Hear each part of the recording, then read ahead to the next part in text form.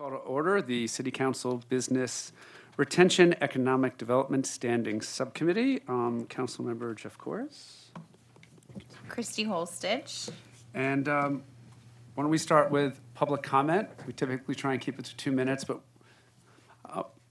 this is a pretty informal meeting, even though we have to follow certain rules because it's a standing subcommittee. So we try and keep this a lot more informal than like a city council meeting. But if anyone wants to start with something.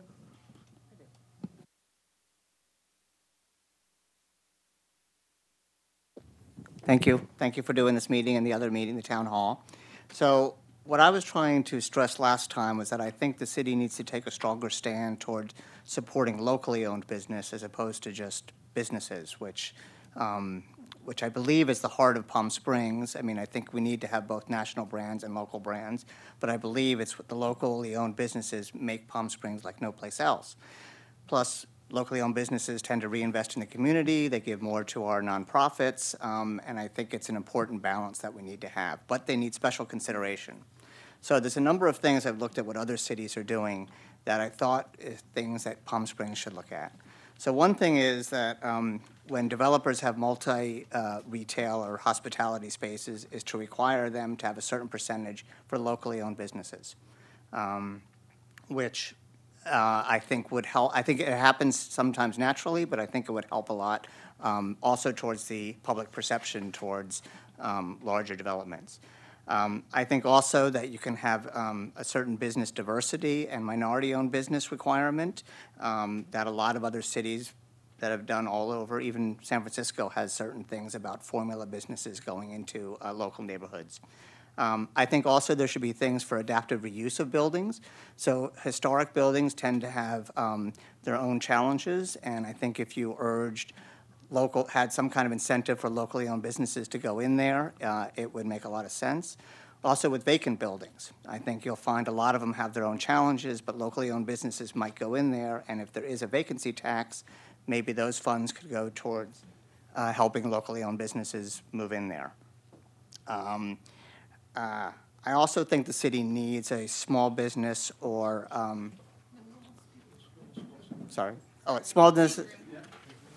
a small business or economic development department or person specifically for locally owned businesses. A lot of locally owned businesses don't have large staffs. It's hard for them to navigate permits and understand how things work. I think that would be extremely helpful. I think it also needs an advocate, so not every local business is emailing all 5 of our council members. I also think that there should be incentives should be geared towards locally owned businesses. I know, for instance, you have employment things. If you hire 50 more people, which by definition helps national brands more just because they're bigger, but if you have a lot of local businesses hiring 10 people, there should be some incentive for them.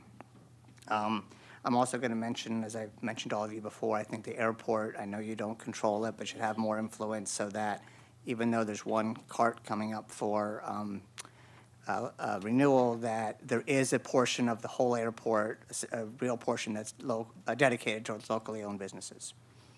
I think that was all I had on my list. Yes? The RFP is going out for the cart services, therefore I just want to make sure you were aware of that because I know you have interest. I know it is coming out, yes. Okay. I still think the next year when the other 99% of the retail comes up, I would like to see it not just be one national corporation, but have like a certain percentage that had to be for locally owned businesses. Yeah, we're definitely going to go out for the whole thing, and that certainly can be a part of the bid process. But does it have to be one local business taking the whole airport, or can it be broken up? However we want it. Yeah. That's what I would recommend. I assume it will be this subcommittee that'll work on that, and so we can discuss it at one of the meetings. Yeah, and that's about a year from now. That will be coming up. Okay, great, thank you. Okay, thank you. Anyone else? We can just go down the line. All right. Okay, Hi. grab the mic. Hi, my name's Linda Rivkin. My husband Mike and I own the Antique Galleries of Palm Springs at 505 East Industrial. We have a few points that we'd like to make and hope that you'd be willing to listen to us. And I really agreed with what you said. it's very difficult to be a small, independent local business in this community. The Antique Galleries is 12,000 square feet. We have 40 some odd vendors who have cases, spaces, and walls that they rent from us. It was a vacant building that was regentrified, it costs lots of money to do, and we spend about $4,000 a month in advertising, and use a POS system that really you're going to get every sale we make, the taxes on every sale we make, and as opposed to most of the collectives, which have two different types of sales books when they do it manually. So you're getting from us quite a bit of who we are. We're on, we're on the up and up in how we're doing our business, and you're making money off of us, but it's very difficult to make any money. We're basically breaking even on our third year. So in the past, when we first started our business, we owned the building as well as the parking lot on the east side. The parking lot has about 50 parking spaces. We used to hold monthly parking lot sales. That generated more business by 10 o'clock in the morning than we ever saw on our busiest days, which would be modernism on the weekends, which is like somebody's Christmas. In an area that's not gentrified, that's has streets with holes in it, has just so many problems in that area with getting police out there, with the homeless, with the thefts, with everything. We're like the only little shining light over there. And to get people to come to that area because it's off Sunny Dunes and by Riverside Drive, people don't normally want to go there. And when we have our parking lot sales, there's quite a few people who come. That by 10 o'clock when the other businesses are opening, which are on the Sunny Dunes side, this is usually the first time of the month that they will ever make money that day. So it's just a wonderful way to bring in people to our area. And we really would like to see the ability to do that. We don't quite understand why we can't do it, considering it's our property. We've been told it's because emergency vehicles couldn't get down the street, which is not true. There's plenty of space for emergency vehicles. They said it's because we'd be blocking parking for the businesses, but on Sunday morning between 8 and 1 o'clock, there are no other businesses on our street that are open and that they'd be doing any damage to by people parking in the area. The people like Bill Sanders at Townie's Bagels, he gets more people when we do that, and it just helps the whole area, so to speak. And we pay for the advertising to get people to come in, but the other businesses are benefiting from what we're doing. We also have opened it up to nonprofits. We've opened it up to people who are raising money. At times, we helped for somebody raising money for somebody who is disabled to be able to get into his home. We've hooked up with Sanctuary House and done fundraisers with them. So it's not just feed our business and our 40 vendors, but it's, we're willing to do anything with the community. We've been ingrained with the community since we've been there and trying to be a good citizen. We also would like to explore the possibility of maybe even closing down industrial every once in a while to have some type of a fair out there. We think it would be a great place for the vintage market that's at the Camelot Theaters, and we know that there's precedent of utilizing private spaces for these type of sales. During modernism, it's H3K has their sale out there in their parking lot. Camelot Theaters has a sale, so it's not as if there isn't precedent for it. And we are so off the beaten track that we're not going to be a bother to anybody. We also would like to see that area. We had tried once before, but the people who were on the committee to do this with us from this area, they've gone out of business because they couldn't make it. But we had gotten together and wanted to make designate the area as a Sunny Dunes Antique District. There's still about 6 to 7 antique stores in that area. You have the Arts District with their nice sign. It would be really nice if we can have a sign or two designating us as an antique area. It might bring more people into the area and more antique stores and mid-mod stores.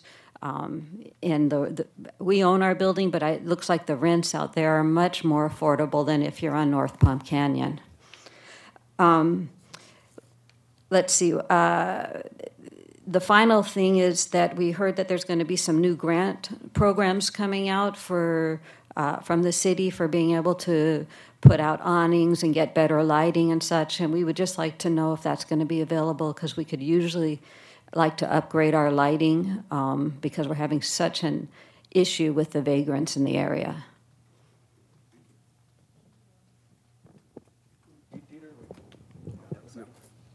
Other public comment? On that subject or different? Your own. Oh, okay, yeah. A-frame signs. So, okay. Is that on? Okay, great. So Daryl Baum with Wabi Sabi Japan Living. First off, thanks for taking my comments the other night at the meeting. You guys really went under a barrage for no reason, but good job. But what I wanted to talk about was the downtown businesses. We're the face, is what I'm finding out. We're the face of Palm Springs for the tourism. People come into Palm Springs and they spend a lot of time in the area. They spend a lot of time from La Plaza going northwards towards the north side as well. Businesses like mine are coming in slowly but surely, and my business is a little bit more higher end. It's catering to a higher socioeconomic level. We hit all socioeconomic levels, but we happen to have merchandise that is appealing to a higher socioeconomic level as well. Our situation, as you know, is we're off the street. Many of you have been by and tremendous support as far as coming out to understand the situation. So you've been by to our store to understand that we're off the street. There were some recommendations at last week's meeting that I just wanted to follow up on, which is on the idea of an A-frame sign, monument A-frame sign. I like that direction. I like that idea, and I just wanted to go a step further. And again, because this area is, I'm talking about the village area, is the focus of the tourists when they do come to Palm Springs, and is quite honestly the face of Palm Springs at times. I'd like to see an extra effort put in, and you guys have already put in a lot of efforts, believe me, I know that. So it's not that I'm trying to say that you guys are not putting out effort, because I so appreciate the effort that has been put out. But I'd like to see the A-frame signs where we look at the linear footage from north to south and consider, is this space in front of another building? Is there available space in front that an A-frame sign can go into the area that's just between the street front, which is the curb at 3 feet in, and allows for the 72-inch ADA, and is still not in front of a business? When we have the downside of an A-frame sign on its own as a monument board is that multiple signs, multiple businesses can be overlooked. And if there's room for an individual A-frame sign or two individual A-frame signs, I would like to see that implemented. So, for example, in front of our area, there appears to be, and again, I'm not an engineer, a city engineer. I don't know the details, but it appears that there would be room for two A-frame signs, and it would not be it's as you guys discussed, it would be the business owners working with the property management and the property owners coming to the city saying, hey, this is what we'd like to do with the A-frame signs in this section at this time. So put the responsibility onto the business owners and the property owners to decide what will go in that allotted space. We're allowed one A-frame sign. We're allowed two A-frame signs in that space. Whatever that space allows, then allow the property owners and the store owners to decide, okay, hey, we're just going to do a monument A-frame sign, or we've got room for two. We're going to do two business A-frame signs, whatever it may be. This allows for continuation of businesses. If a new business comes in or whatever there's the changes, it would allow for that continuation from business to business. As it stands right now, when I don't have an A-frame sign out front, I have no business. I have no business. And as we go into summertime, we're definitely not going to have any business. And we plan down. And it's that significant for us that we have an A-frame sign, that we have signage. There's been, the last point is there have been some comments that, hey, well, you made that choice where you're at. Well, when I was with Rob trying to find a space. The reality is that was the only space, because then you go to Henry Frank Arcade, and he takes 3 to 4 months to decide. One of the brothers. The one brother, I think Roger, was like, yeah, let's do it. The other brother was like, let's think about it. So that ended up being our only choice. So, and then there's one more discussion, which is the parking. Do you want me to hand off to someone else, or do you want me to continue on? Okay, brief. I'll be brief. So the parking between, right across from the Hyatt, there's our area, and you come in, and there's Canyon Copy and Sandwich Spot and us and Joseph Saliba, and then there's a parking lot right there.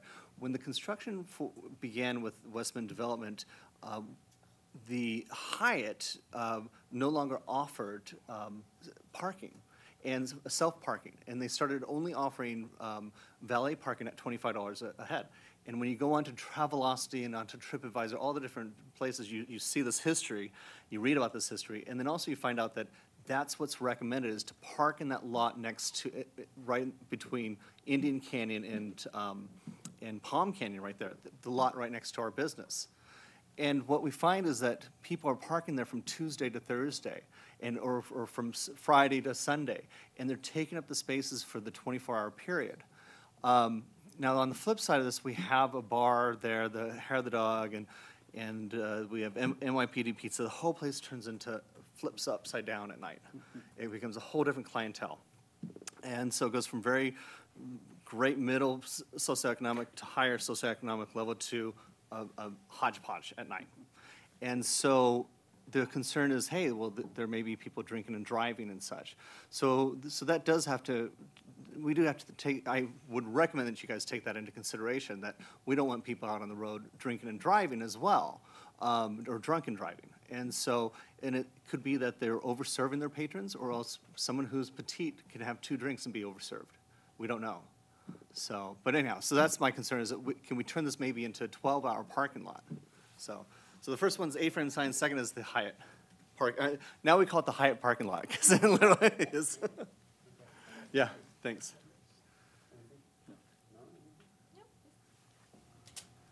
Okay, well, thank you. Thank you. When do you want to start? Town hall follow-up. Yes. So we have attached the community input. Is this the survey? These are the public comments that we got at the forum. So just in general, for people who weren't there, we had a business forum. Nona and the chamber put forward a survey that businesses filled out to give feedback about how the city and our subcommittee can better support local businesses, what incentive programs we could do that we're considering to support local businesses, and other kind of updates from us about what we've been doing on the sign program, on homelessness, different other topics, vacant building ordinance. And so we just wanted to have an item on this agenda to follow up. I don't know if Nona, you have anything else to add about feedback, or Jeff about the forum and sort of takeaway and action items that we can put on a future agenda. Yeah. No, I mean, I think we have most of this here, sort of in the comments, and just sort of going through them and thinking about them, as well as some of the comments folks made today, which I think covers the other issues we wanted to talk about. Yeah. So maybe we just start at the top, which is construction noise. And David, it'd be great to get your input, but one of the things, I know we have the potential for a quiet Sunday, which we already have for construction, but for electric gardening, et cetera, leaf blowers, et cetera, that we've been waiting on the tribe, I think. Yeah. Where is that? Our indications are is that tribe is going to make a recommendation to the council not in favor, actually, of silent Sundays. So that would be the recommendation. So we'll bring it back to council and. Okay. So tied in with that, and that came from neighborhood associations, that request. But especially the small businesses, when there's 7 a.m. construction noise and you have guests next door, and especially a small hotel that does weddings and events, it just destroys their business. And so some of them suggested no construction at all in peak season, which I think would be really challenging. But are there things, can we think about, one, maybe no construction on weekends when they have most of their guests, but also certain types of construction not happening, in sort of key hours, like jackhammers at 7 a.m. are very different than someone doing some work on the property at 7 a.m. Well, there's no question in my mind, I think council can legislate Right. that. Flynn, help me here if I'm, But some ideas maybe we could think about on how to do this in a way that's not going to stop construction, but also schedules for folks. I mean, I think one of the things we heard from, and because I'm also on the liaison to the small hotel T-bid from a lot of those hotels, is even if they had a schedule and they knew what to tell their guests, it would really help. If they had a schedule a week ahead for what was planned and when, they could try and work around it. so we can, a couple things. One, we can see there's some good models in what other cities have done in terms of particularly tourist towns with hotels. Also, you could require a notice requirement as part of the permit. So when they do it, then those people in the area are notified to let their guests know. So, my sense is we just bring back some menu items, whether it's to this group or to council, and we can give some direction. Okay. Yeah, it'd be great to get some ideas, see what other cities are doing, and how we manage that. Okay. Would be really Let's- helpful. Yeah, and go ahead. Would bring it back to this forum for. I think we should make Yeah. a recommendation, maybe at our next meeting, if we Yeah. have stuff, so we can recommend something to council. And if we could also just look at, my idea was the different zones, that this is really just affecting sort of the central business district or certain areas where there's hotels. So I don't know if we legislate it by changing that construction noise ordinance, or if you think there are better ways. I really like the idea of the permit requiring notice. I think is a fantastic idea, because that seems like the primary concern, that they just need to tell their guests about it. I think there are a couple different vehicles. Let us sort of look at it, and we'll bring you back some suggestions here. Thank you. And I have one question on whether it's a weekend. Some neighborhoods have asked they want a weekend with no noise. Others, maybe where tribal property, they don't want it. Is there a way to do things based on what a neighborhood might want without it being a total complicated mess? That would be neighborhood by neighborhood. That would be complicated. Let me offer. I think. Well, clearly citywide is better, but that's not to say it can't be done. I think we need to explore it a little bit more. Okay. Could it be by zoning, like residential Yeah, versus? zoning would probably be an easier thing than Yeah. by neighborhood. Because I know some neighborhoods won't. They're all different, They won't right? ever allow it. Yeah, Right, we have yeah. differences in zoning, in terms of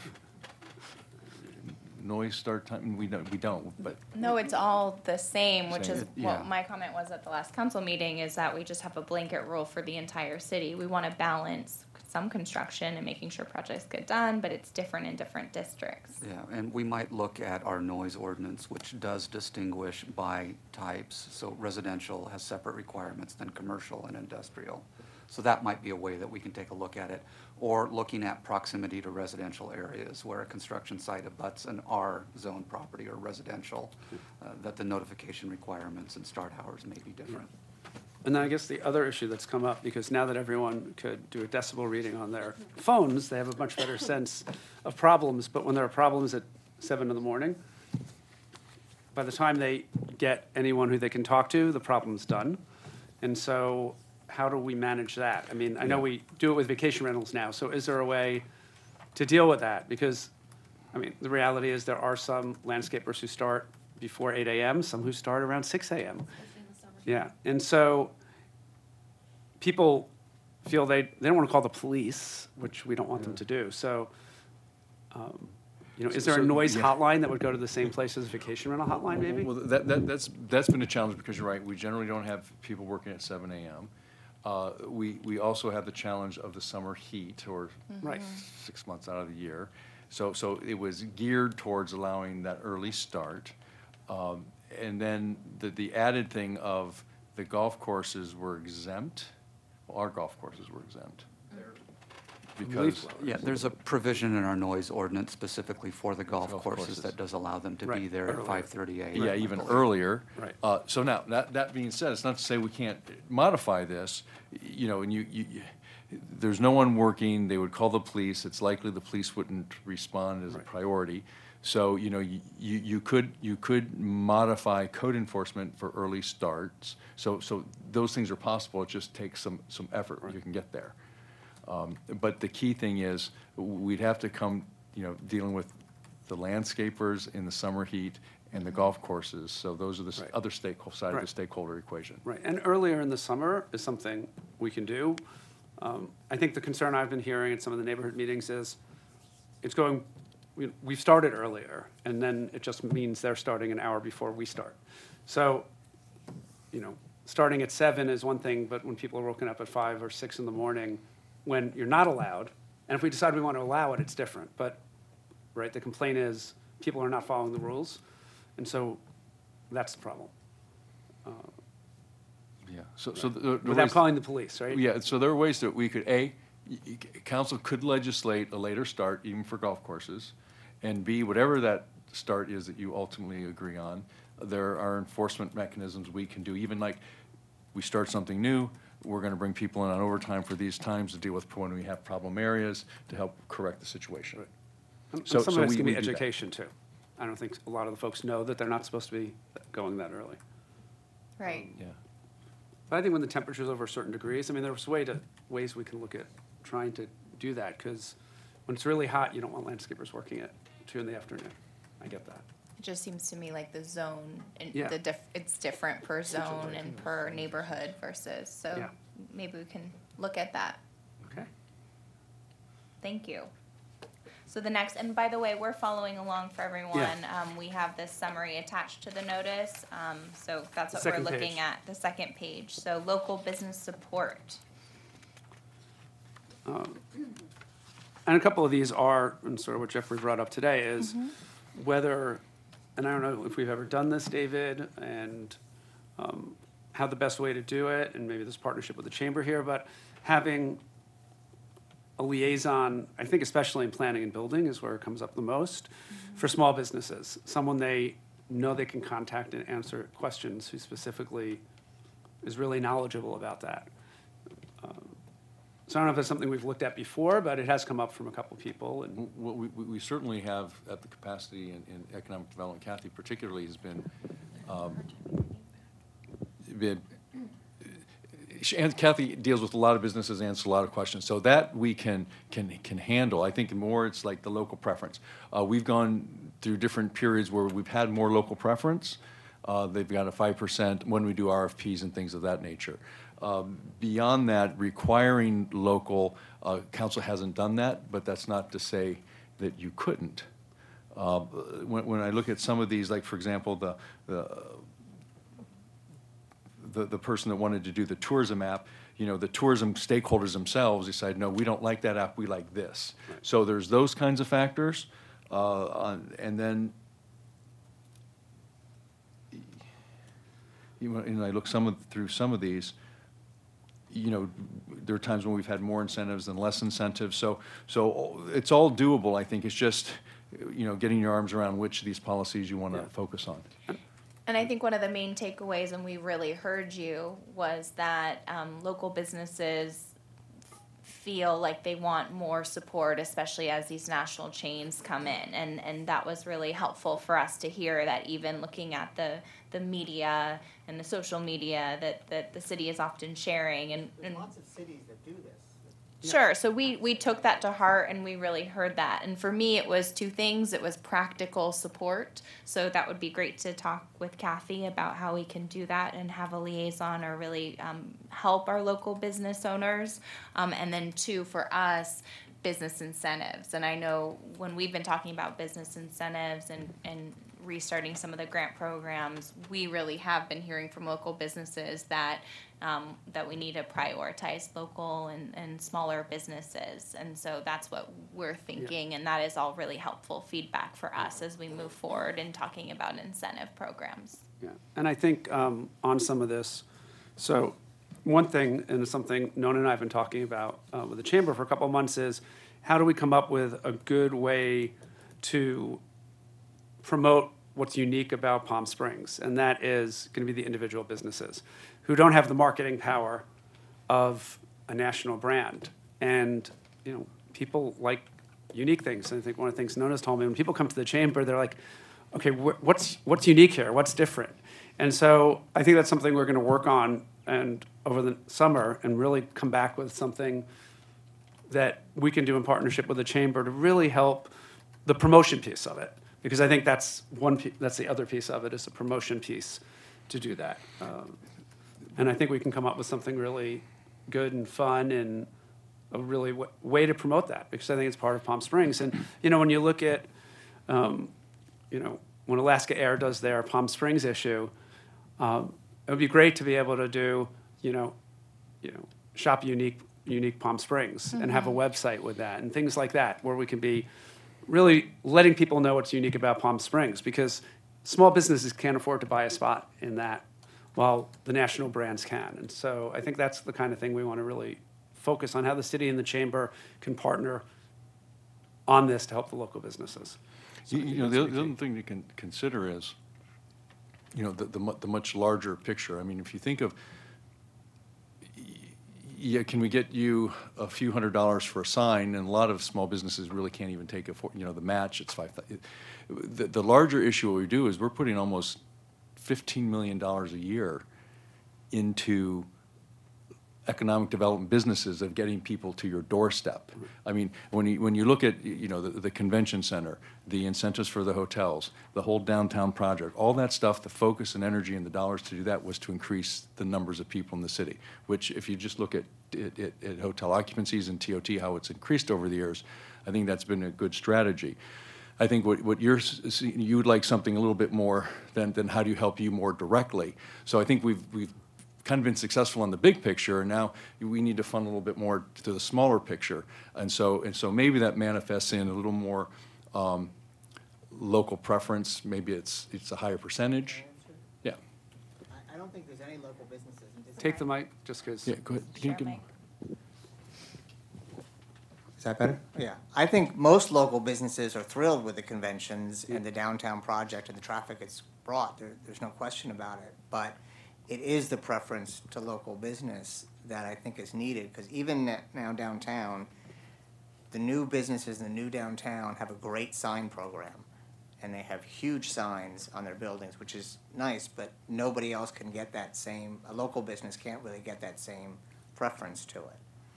And so it's difficult in all these things that the traffic needs to go towards locally owned businesses, and some are good and some are better than others, but the same thing with the national brands. Right. And one of the things we've talked about a little is there a way to be able to do a sign program that tenants on a block can be part of? Because if your landlord doesn't want to do it, you're sort of stuck right now, or if you're renting one space. But we're a group of tenants, and Christy and I did a sign walk today, and really thinking about what we can do. And one of the things we actually talked about was the Sunny Dunes Antique area. And, is there a way to have maybe in each business district area some kind of monument sign, with arrows pointing, where people can get an encroachment permit? Because that's actually less burdensome in many ways for the city to think about having something on that corner of Palm Canyon and Sunny Dunes than having the maze of sandwich boards we walked through today. And I appreciate people like sandwich boards, but it was a maze today. Most people were not following the rules. And so how we're going to address that. But one idea was, if we did on each entrance to a business district, to be able to have some kind of monument sign where, obviously the business would have to pay to have their sign on it, but you see Rancho Mirage and Restaurant Row has those. And so that's the kind of thing I think we would like to explore with the city, to put our heads together and see if we can come up with something that might work. The other thing we noticed today was the things we noticed, both driving, because we tried to really, what do you see when you're driving? What do you see when you're walking? And the thing we noticed the most were the blade signs. And some businesses have them, some don't. But those are relatively easy, Flynn, right, for folks? Because we added that in the new sign ordinance. Well, So- and actually, they have been in there in the Yeah. sign ordinance, that blade signs are permitted. Going back to your comments about sign districts, again, we've got language in the code that allows us to do sign districts upon the approval by city council. So Right. again, those are things that exist in our code that we can Right, do that we can do. currently. So the sign district allows a group of businesses in one area to kind of organize. Exactly. Without the landlord approval, sort of, or they Correct, can because get. it encompasses multiple properties, you're allowed to do some type of signage that helps to identify the district. So how would we move forward on that? File an application. So is there like a simple sheet that we could get to the various business groups so they know how they could Yeah. do that? Because, and would that allow something, let's just use Sunny Dunes as an example, because I think it's a good one, and we see it in the art district, but where they, if a group of businesses wanted to try and get an encroachment permit, on that property on Palm Canyon Sunny Dunes, that sort of dirt over there, how would that work? If we could get the city engineer to approve that. Sorry, he's not the city engineer anymore, but he knows someone. Okay. And it would be council sort of the concept that, because we want to make sure if we're doing it for one area, it would be open to any area. Go ahead. So, oh, go ahead. Go ahead first. Well, even more flexibility during the hot months for having open signs. So all the doors are closed. You have a 12,000 square foot building and you can only have one little small open sign. And people drive down the street and they don't think you're open. And you put up another open sign and the city comes by and tags you for wanting to fine you for having a couple open signs on your window. So just some flexibility so we can do business. Thank you. I would like to see us add that and consider that to our ordinance as we're considering it, because I did notice that as well when I was reading the ordinance. In my campaign office, I had 2 open signs. So it makes sense. Often when you're a business, you have 2 different doors. You need more than just one open sign. So I hear that. That would be important to take back. And that's the kind of feedback that we want from you, and that's why we're doing these meetings now regularly, because we don't own businesses full-time on in these districts, and so we need that feedback so we can take it forward for you. So I love the idea as far as, I think in an email that I'd sent to you guys, looking at blocks or districts and such, like everybody within our alley wants to form a district. They all want to be able to tell people and inform people that these businesses are there. So I think it's fantastic. But getting back to as far as the discussion with Nona and what you guys were talking about, taking that next step where businesses want to promote their different activities. This was just recently brought up in a discussion with many of the businesses within our area.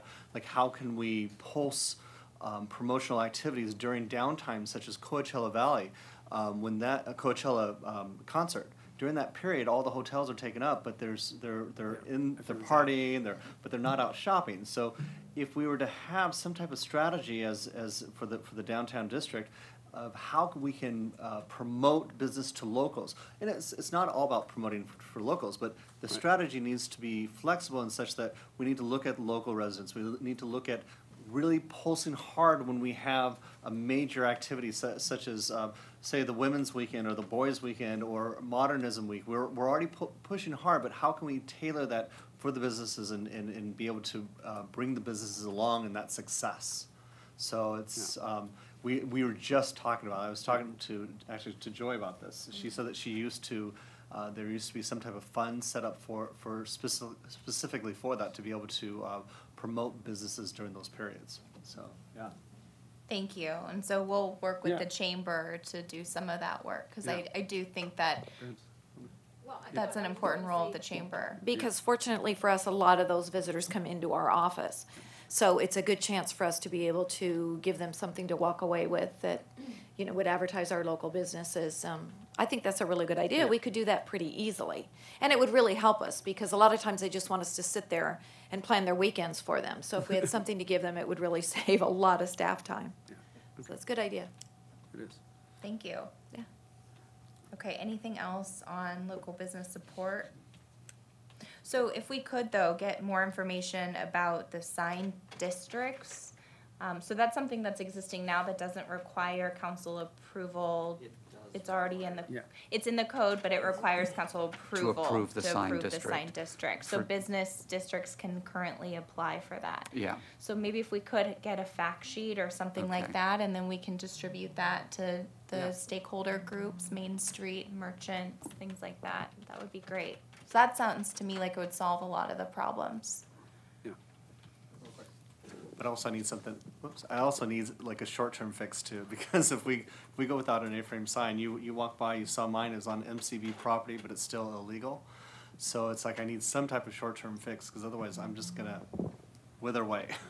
We understand. Yeah, So and it's we our have- job to look at Yeah. Yeah, short-term and long-term. Mayor Pro Tem Roberts mentioned that at City Council last week in terms of amending the A-frame sign regulations to include up to 2 businesses on an A-frame sign. I've got language that I will forward to you all. We already have language about having a pedestrian directory, and what I would do is just expand that to say that the pedestrian directory could either be a wall-mounted sign, which is what is permitted currently, or else it could be an A-frame sign, and so allowing one or the other. And that would allow Multiple businesses businesses. to be on the A-frame sign. And particularly, this is for businesses that don't have visibility from the main street. Right. So in your situation, that would allow you and the salon Because or one- whoever else wanted to. And I want to be really careful that we're not going back and forth about all these topics, because Right. it's already 6:20, Yeah. and so we want to make sure that we're moving Yeah, forward. I did it one of the problems with the wall sign is you need the owner to allow it. And so, one of the changes is giving a little more flexibility on where the sign can go. But in some of those cases, if you look at sort of where some of the plants are, could be a spot for a monument sign if the group of businesses wanted to get together and do that, as we looked at your business. And we can deal offline with individual, Yeah. just so we get through more stuff. But that's our Yeah. main Yeah. issue, is that allowing the tenants who often don't have Right. control over the Options, landlord, yeah. giving them power or options to do something together would be great. Thank you. Customer service. Yeah, I mean, there was just that one comment about taking away parking spots in front of Yeah, I planning and think, building. That actually is a good idea. Marcus, we probably should have, like we have designated in front, over by the planning entrance, the building entrance, some designated customer parking spots. Right now, they became employee-only spots, I think. Yeah, so, and whether we want to designate it half hour or something, but just say visitor hour. parking, customer parking. Have you ever waited for a permit? I haven't given more than a half hour, just saying. So we can do, that we will do. That'd be great. Yeah. I think that's an easy fix. Yeah. The idea of moving planning commission to the evenings, there will be a recommendation on times of commission meetings. Planning is a little tough because sometimes those go 6 hours, like council meetings.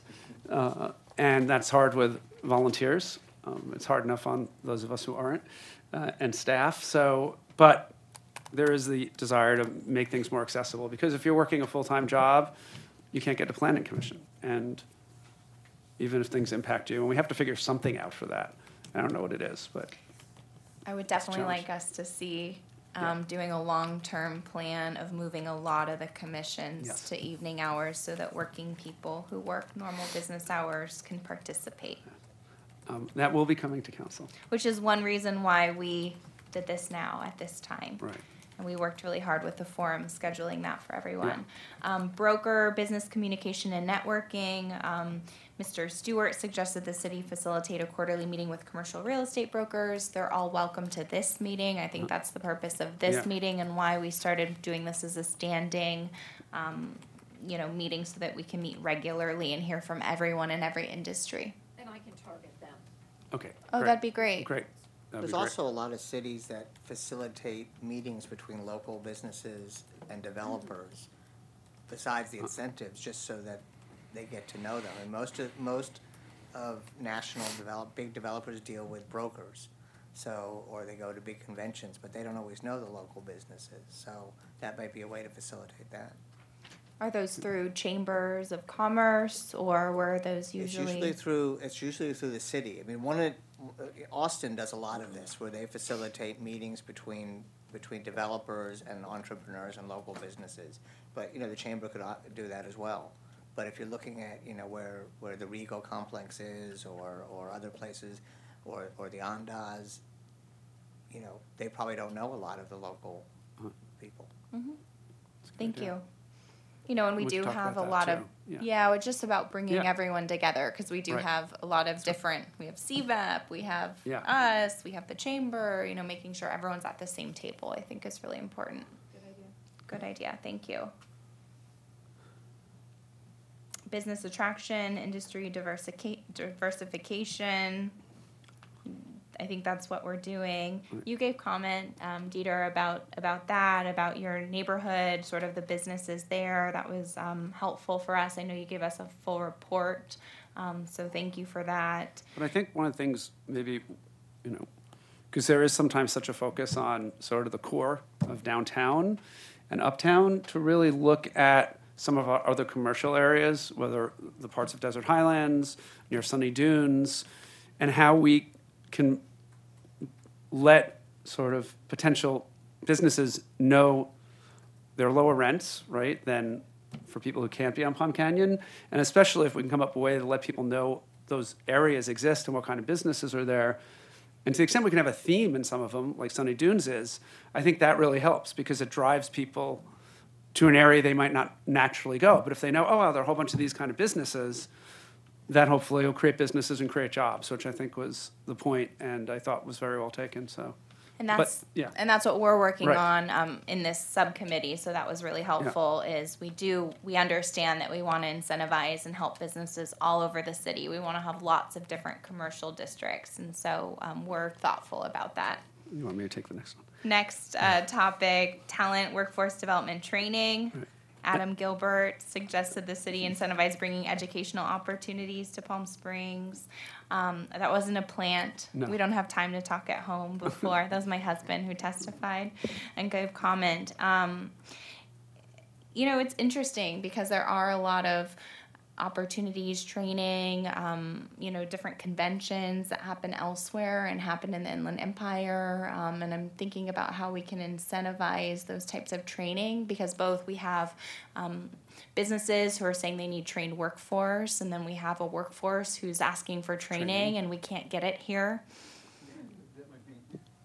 Kathy, Jay, is the training and development? Grab the. Through the Workforce Development Center, Riverside County, they do have some programs that they operate. One is on-the-job training, and so they can meet with businesses and help them, do the paperwork. And there's certain criteria. They do target a lower socioeconomic group, but they pay the wages during the time of training. On a bigger scale, there's the State Employment Training Panel, and that takes a little bit more. That might be more conducive for a business such as a medical device manufacturer because you're more high technical training, and they also pay wages during those training periods. The other thing, especially with COD coming along, is they used to have a kind of a retail training program, and they operated at the Westville Mall for a while. And it might be worth going back and talking to Pam over there and see if, because I know Palm Free, and there's a couple of other downtown businesses that did ask about, just not high-level training, just more the customer service. Right.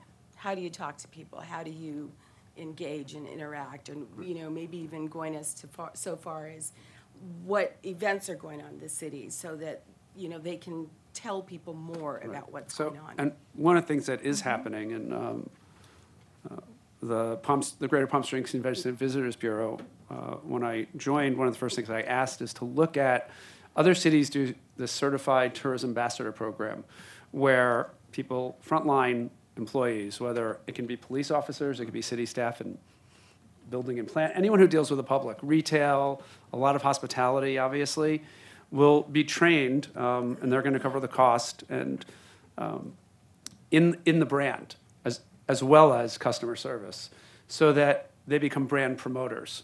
And they find that people who get certified, a lot of their businesses will give them a slight raise as a result. A lot of them make much better tips because they can answer questions. Where can I take my kids when I'm visiting? Things like that. And it also lent to camaraderie. There are all these events, and it's ongoing. The places that have done it, it's been very successful. And once that's done, and we're hoping to have it officially launched in October, we can do sort of a trial in August. There's already been focus groups, and there's a survey out.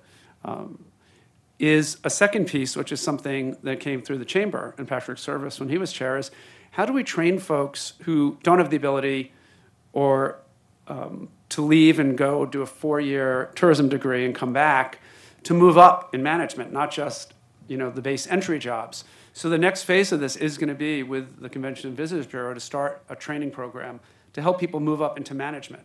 And so we're hoping next year to have that piece. And I think that could be a really great opportunity because, if you look at where we're heading, right, the Palm Springs Unified now has a tourism academy where people can take classes. COD is going to have the initial school in tourism and hospitality, and then Cal State San Bernardino's Palm Desert campus is going to have a 4-year degree. So all these together, I think, will provide a lot of opportunity, and given that is the number one driver of our economy here, really give people a chance to move up and learn the basics, but also move up in their careers and get training. So I think it's going to be a real help. That's really fantastic, and I do think that's an important role of COD and CSU San Bernardino, which is fantastic.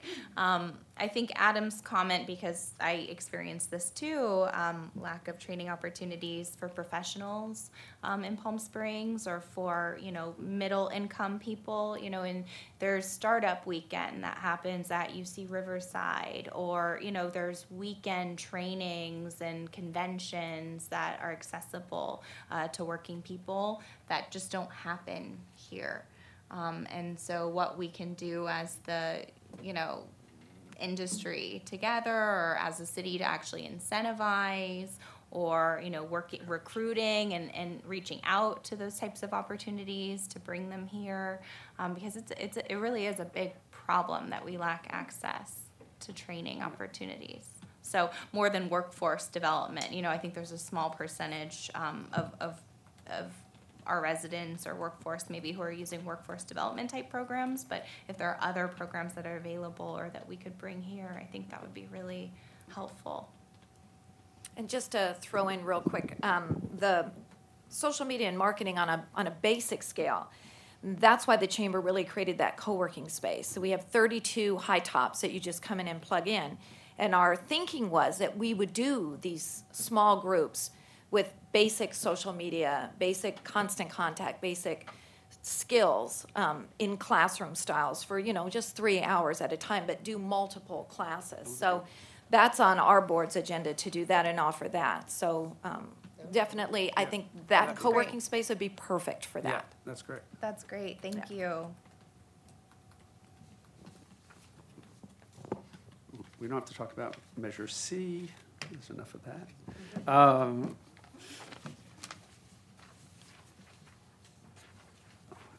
But for people who are interested in watching at home, Thursday night at 6:30 at the Sinatra Auditorium at Desert Regional will be the forum on Measure C.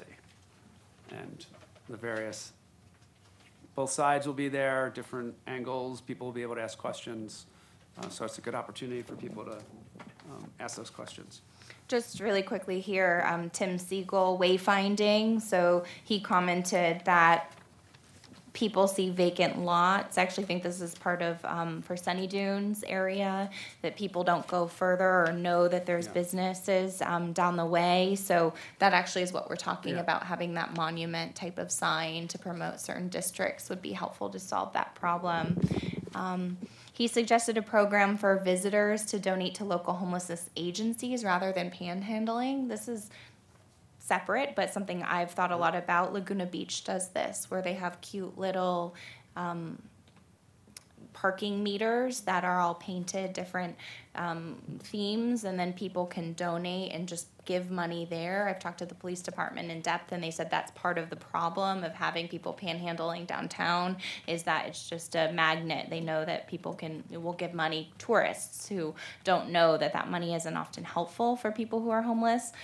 So I think that's a really interesting idea that's worth exploring, because it would help our local businesses, and it would sort of help stop some of the problems that people just panhandling and getting money. Just throwing it out there. I wanted to echo that comment. It would be great to know if Laguna's seen a reduction or they raised some money for services, because that would make it more enticing, I think, to get people to do it. I will look that up. And maybe there's a way that, businesses can have some way they could collect money and if we wanted to, and encourage people not to give money to panhandlers as well, you know, on a Yeah. voluntary basis. Thanks. Couple other, oh, go ahead. Can you use a mic, please? Yeah. Thanks. On the panhandling and the vagrant issue, being on, right on, backing up to Riverside Drive, it's a real big problem for us. Even some police training or some type of training on how we should handle the problem as stores, of the people who come into our stores, who we would like to have out, the people who hang out at the stores, the people, you know, it's a constant issue. We probably have 30 or 40 a day that I've got to shoot out. I'm 5'3", and, you know, some of these people are really scary. So we would like to have some type of training on what's the best way to keep ourselves safe while we're doing this. Yeah. Sure. So that's a fantastic idea. Thank you. The Well in the Desert does have a program called Well Assist, and so they have a phone number for businesses and people to report if there are any people who are homeless that they think could use their services, and then they come and respond and often help you know, give people services or take them where they need to go. So that's one option that's provided independent of the city. But I like that idea about the police department too. So we'll think more about that. Yeah. All right, thank you. But Thank it is you. something we can get you the number. They have been successful, especially now that Well in the Desert is open during the day, picking people up and bringing them to the well. Okay. And most of the people who work there were formerly homeless, so they have a good rapport, I think, which is better than calling the police. I think our police are work very well with individuals who are homeless, but I think Well in the Desert would be a good thing, especially if people aren't committing a crime, right? So in those Right, but cases. many of the ones that are where we are definitely on drugs when we're Yeah. dealing with them. And so I think we need some training on how do you Yeah, deal no, I with think it's a somebody great who's idea. not, they're not committing, like they're not stealing from us at the moment or anything like that, but they're definitely mentally not where they should be, where they're rational. Yeah, no, I think it's a great idea. Thank you. Any other comments or topics you wanted to cover? You know, I think what would be helpful, and Jeffrey, you said you did some research on it, but if, you know, some examples of, you know, I know San Francisco does a lot, but, you know, it's a 1 million-person county city, of smaller city programs that, I have a lot. or some of those, if you could Yeah. send those to us, and then we'll get them to staff. Even to things like Yeah. how to do an RFP for the airport. There's Yeah. a lot of cities that, No, all that stuff would be businesses helpful how for to us do to that. see, and Yeah. would appreciate it. And one of the things I've been wanting to bring up today is, you know, as we look at potential, some of the incentives, I do think, you know, one of the priorities might be if a business is going into a Class 1 historic building and doing adaptive reuse, because those are more expensive to make work. And I think, you know, we're going to have to, you know, come up with some criteria, and I think that's one. I hadn't thought about vacant buildings as well, but some vacant buildings are particularly challenging because of air conditioning issues and other issues. And so really what kind of incentives we want to do. We've already talked about the facades, and I don't know, Jen, Kathy, if you have anything on, last time we talked a little bit about, there was a great idea, in addition to try and get supermarkets in some of our food deserts, which we really want to focus on, and we've asked for some money in the budget for that. But I love the idea that someone brought up about, you know, gas station mini marts, doing an incentive for them to have a refrigerated section with fresh food instead of just snack food. And I thought that was very clever, so. Well, in fact, in our research, we found that some have already done that. Oh, great. So there are some. I don't know if the quality's there, so there may be some more incentivizing to bring in the types of foods that neighborhoods may actually want.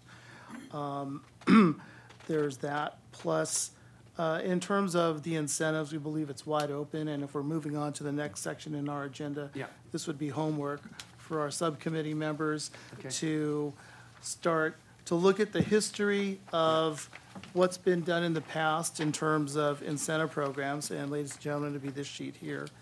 And then to give us an idea of how you'd like to prioritize, allocate funds for next fiscal year. Now, these categories aren't fixed. If you want to say For Class 1 historic structures, there would be a certain carve-out. We can definitely pursue that. We're very flexible in that regard. Did you have anything to add, Kathy?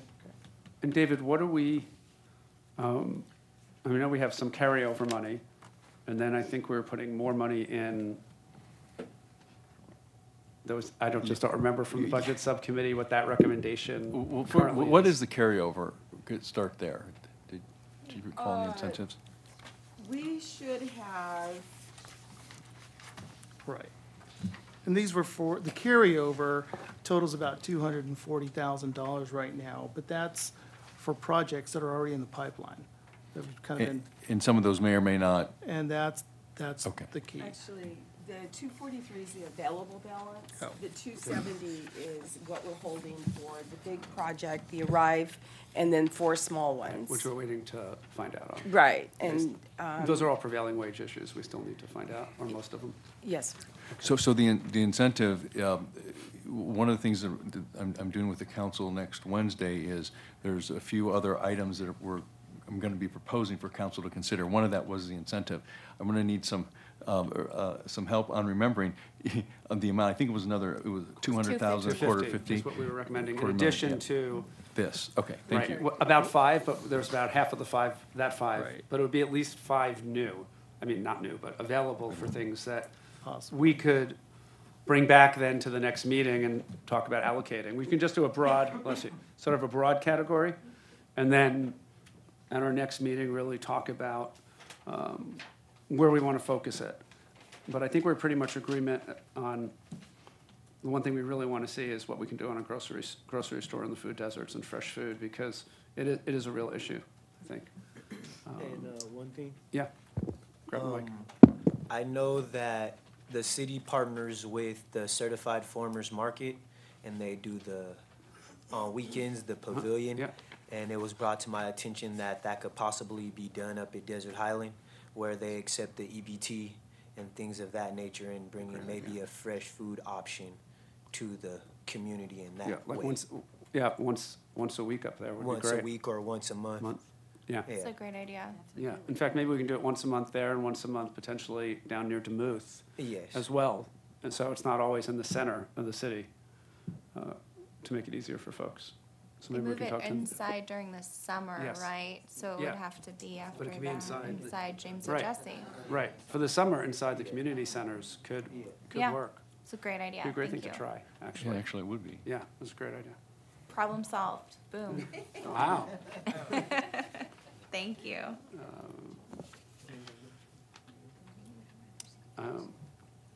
Unless there's anything else?